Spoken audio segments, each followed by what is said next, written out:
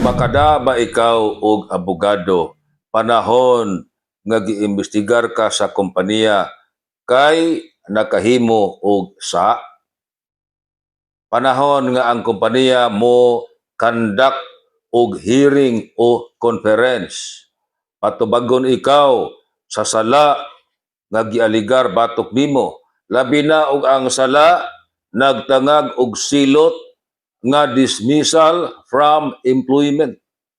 Mao maguna ang labing sakit nga silot nga ipahamtang sa kompanya ngadto sa trabahante nga i-dismiss sa trabaho. Karon mapatawag nimo ang manager na ang mga supervisor ug uban pang mga opisyal sa kompanya kay patubagon ka sa imong sala sa di pa ka i-dismiss sa trabaho. Pwede ba kang muda og abogado? Ang tubag, yes. Pwede kang muda og abogado nga maka-assist nimo panahon sa pagpatubag sa imuhang sala. Apan dili ni mandatory.